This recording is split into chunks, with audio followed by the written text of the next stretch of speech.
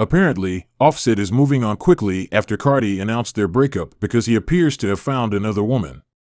However, Cardi feels this way because the new woman looks just like her, so she's sending a clear message to Offset, calling him out for being a weirdo who was creepy and obsessed with her. Speaking of obsession, Tamar Braxton recently declared war on Tommie Lee after Tommie made her feel uncomfortable by sharing some graphic receipts that revealed how Tamar's man had been making her feel uncomfortable behind the scenes. Tamar was not going to stand for that, so she wrote Tommie some hurtful messages that you won't believe. She's threatening to make you all hurry to get on this because the drama is getting to me. I've been single for a little while, but I've been reluctant to tell anyone because I don't know how. It appears like Offset and Cardi B are going through yet another marital crisis, and as much as I don't want to put them in a bad light or anything, but these two have a history of having a difficult marriage. Their love for one another is admirable, but their marriage has been so dramatic that it sometimes feels like they belong on a reality TV show. Or something. What's interesting about this is that Offset has been accused of cheating on Cardi more times than we can count. She dumped him over the cheating, but he was able to weasel his way back. This is the main source of conflict in their marriage. After welcoming their daughter Culture, she married him, took him back, and even had 2 children with him. A few months later, Culture announced that she had filed for divorce from Offset, citing that things just haven't been working out between us for a long time, and it's nobody's fault. It's just that, I suppose, we grew apart, but we're no longer together. However, we later learned that she had filed because Offset had cheated on her once more, and as if that weren't awkward enough, his side piece came out to apologize to her, claiming that Offset had failed to inform her that the marriage was. A few days after her divorce announcement post, Offset said, "Y'all won, child, it's the audacity for me. Serious girl, what now? I have not messed with Offset since he's had his baby. I didn't know how serious this marriage was." Offset then tried to blame Card's fans for making her divorce him. "I'm Miss Cardiac, and I'm tweeting for y'all." He also recorded a video in which he stated that he wanted her back. "I only have one birthday wish, and that is to get my wife back. As you can see, we're going through a lot right now, and a lot of things are in the media. I want to apologize.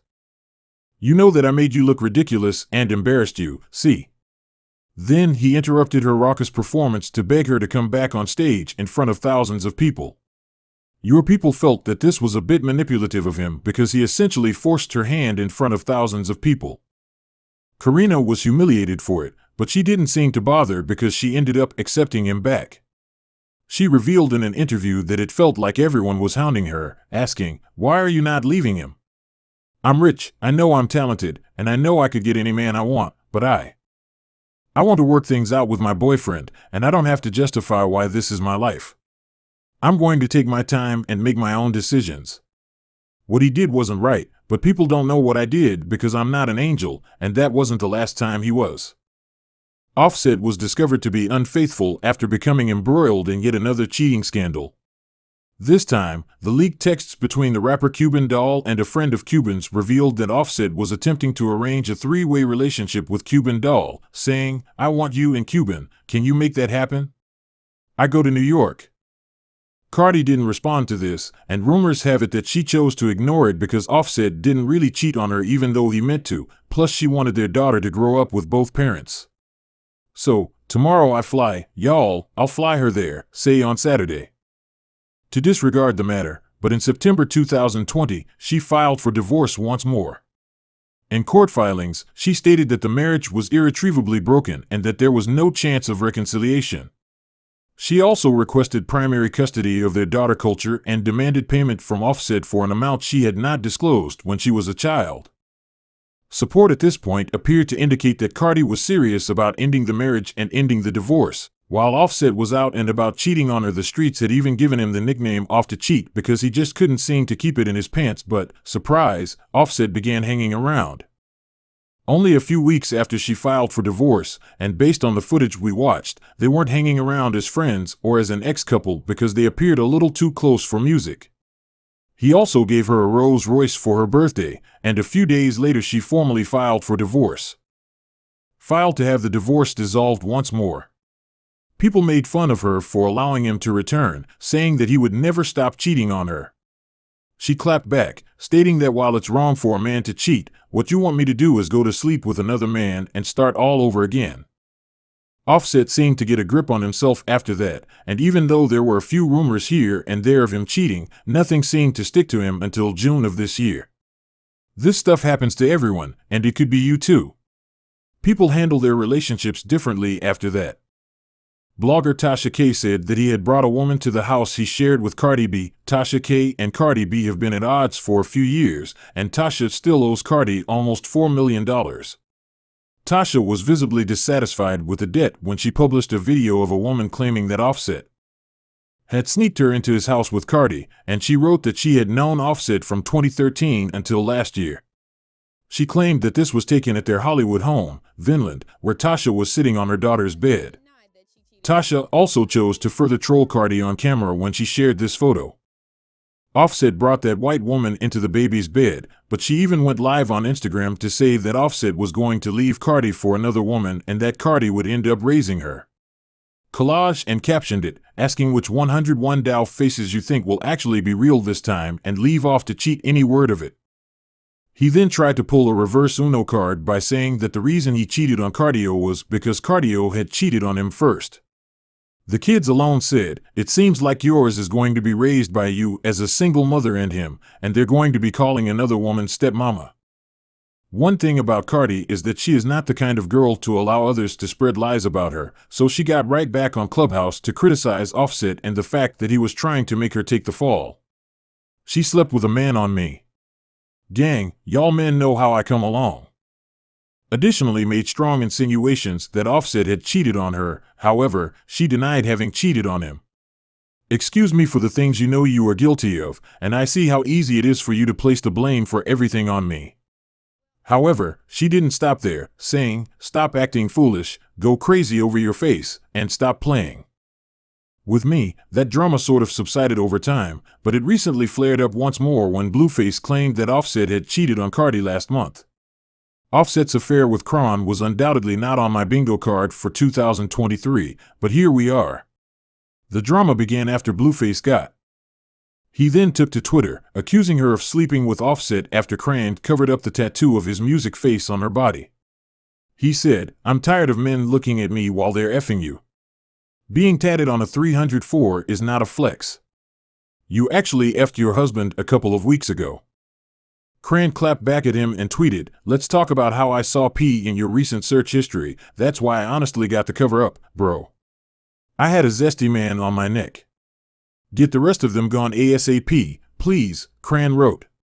"You just crashed out. Making up is Kron. Just let me know before she falls in love, weirdo Blueface, and then come back to me at 4:08 a.m. on November 10th to tell me you ain't no party hubby." People at the law home, where I'm making this up, started speculating about it right away and asking if it was true.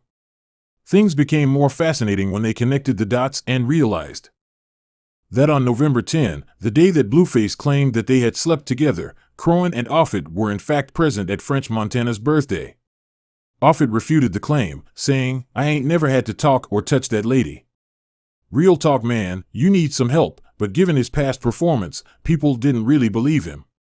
Additionally, Cardi B made some hints.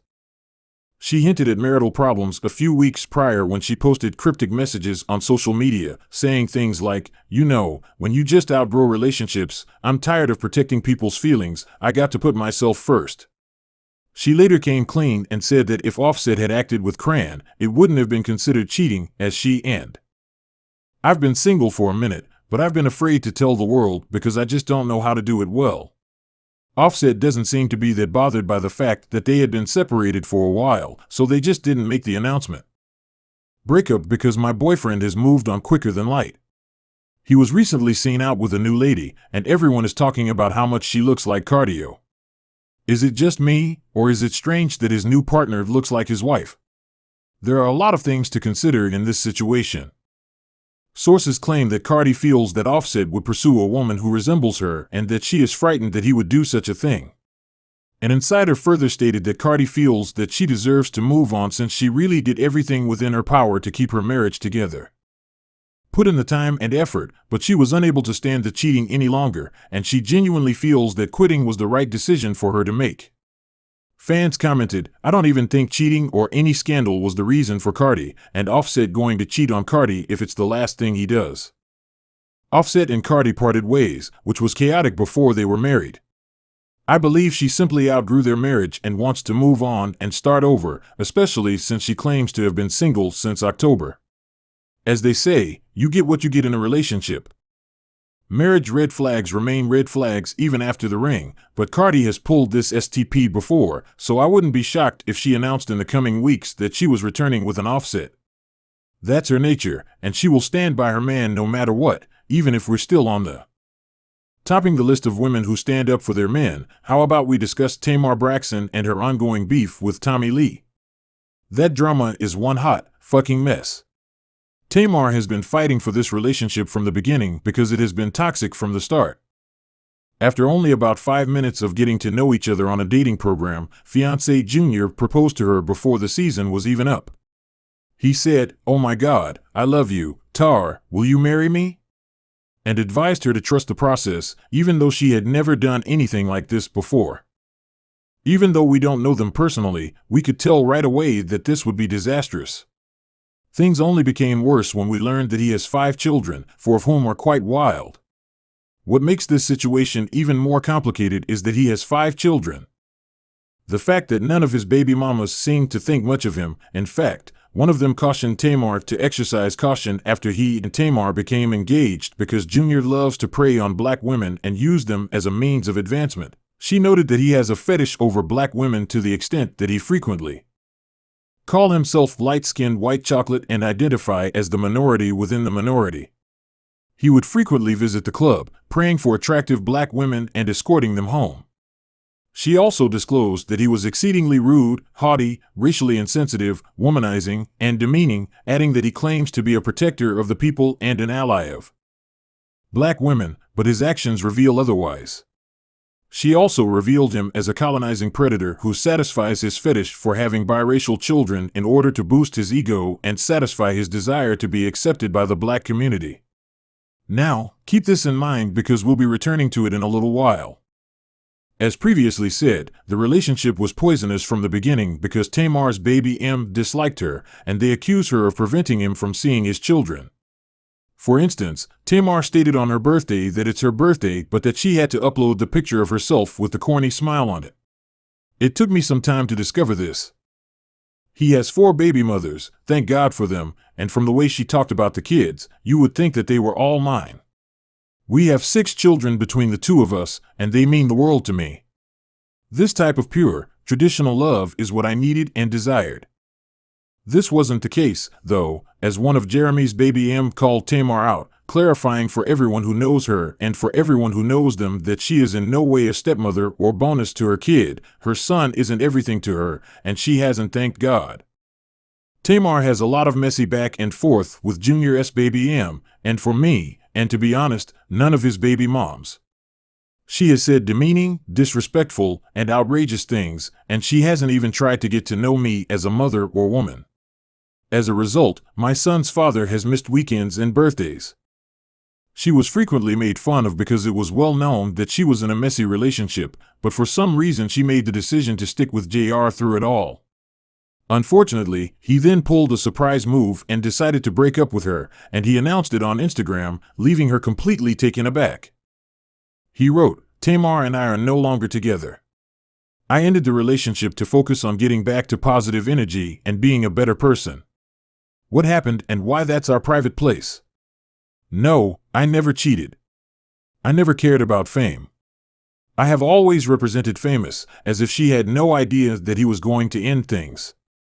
People, the fact is that, although I was in a great place emotionally and financially, I turned down Queen's Court multiple times before giving in. In the end, I fell in love, but it did not work out the way I had hoped, so I want to heal Tamar, and we will always be family and friends for life. In addition, he blindsided me. It was very messy, especially because he was caught lying about not wanting to go on the show Queen Courier, where they met Holly Pete. Holly Pete, the show's host, took to Instagram to expose him for lying about this, saying that she wasn't the problem. You two were hesitant to decline Queen's Court 3 times. After all, you were among the most prepared and camera-ready kings of them all. Therefore, not only did he blindside her and portray her as the issue, but he also made up a lie to make himself appear better, as though he wasn't hungry, until Tamar eventually came out to confront the situation. Separation and released a video in which she essentially denied being the cause of it, stating that she had been working on improving herself and was truly appreciative. I have worked hard to improve my mental health and transform who I was into who I am now, but I can't help if people fall into that perception because it's simple, and I understand that, but I won't let anyone hold me back from the challenges I've faced in the past. She also defended herself against Jason when he said that she was a problem in the relationship and that she wasn't mentally healthy. I'm happy, but I'm hurt, but that's just life. However, she did disclose the extent of his mistreatment, revealing that he had left her the same hour that her car and home were vandalized.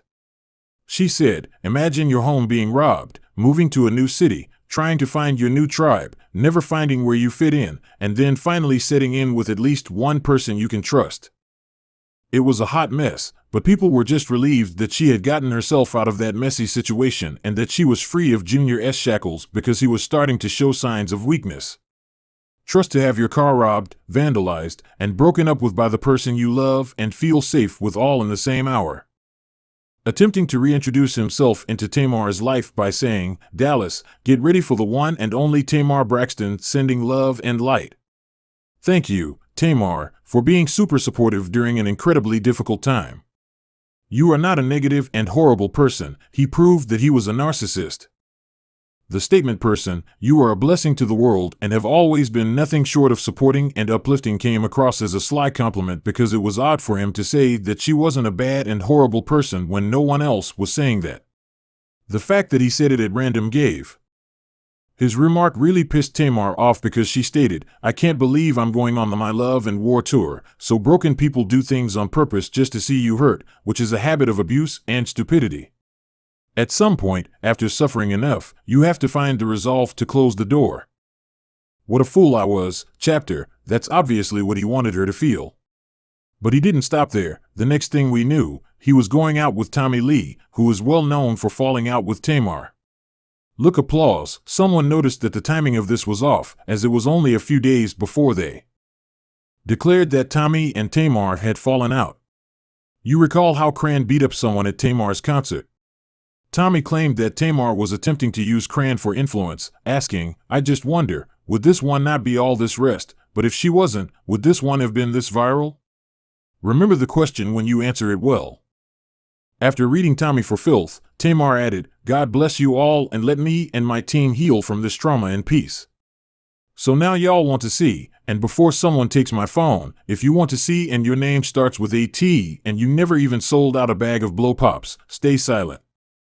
I will keep you on the list if I need a non-fighting seed for $2,500 an episode for one of those programs I'm casting for.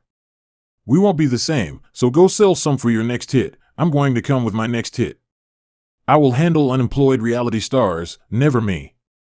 Tommie and Junior were obviously attempting to get under Tamar's skin when they showed up at the game, and sadly, it succeeded because the next thing we knew, Tamar was sprinting back to Junior and they were discovered out at a football game. Oh, and she also remarked, "This is what you want to do." Many people were disappointed since, in her own words, Junior treated her horribly and did her dirty big time. That's what I want to convey to the folks who believe that was a message she was sending to Tommie not to fool with her because she was bringing her man back. Not to mention the fact that he partnered with her op in an attempt to get under her skin. You may recall that Junior's baby mama claimed that he enjoys playing with black women and pitting them against one another. This was obviously what he was doing with Tommie and Tamar, but Tamar was either blind to it or chose to ignore it. Didn't care. She probably believed that by getting Junior back, Tommie would become enraged. However, Tommie humiliated her and made it clear that she was in fact having an affair with Junior. Tommie released screenshots demonstrating that Junior asked her to go to the game with him before he asked Tamar, and the only reason he. Tommie's text message to Tamar stated, "I'm sorry, but I only have plans that you are welcome to attend a field-level suite for the Saints vs. Falcons game. I'm here till Thursday." It also appeared as though Junior was disparaging Tamar since he added, "I am on a positive energy journey. Only I'm. Tommie answered, I'm allergic to negative or toxic things, and I love that for you honestly. I had to heal, and I'm grateful for everything I learned in that healing regarding the game. Okay, well, I only have plans that you are welcome to join a field-level suite for the Saints vs. Falcons game. When Tommie asked what day it was, he replied, Sunday after Thanksgiving, which indicated that Tamar was his backup plan. As if that weren't messy enough, Tommie also wrote, Love and war, not tug of war, stay strong when those cameras cut everybody who knows jokes on them. However, Tamar didn't care because she had announced her concert, so she and Junior were getting back together, so I had to go get my man back. Applause. I knew you were all lying if you thought I was going to let my man go since, when we were breaking up, he brought some crazy person to a basketball game. This infuriated Tommie, so she went live to recite Tamar for filth, asserting that Junior had eaten her groceries. If you understand what I mean, that is your man, as you refer to him. He was aware that we were in a situation together, and he was happy to play out games. I wouldn't take anything that serious, my darling, that ain't my and I sent.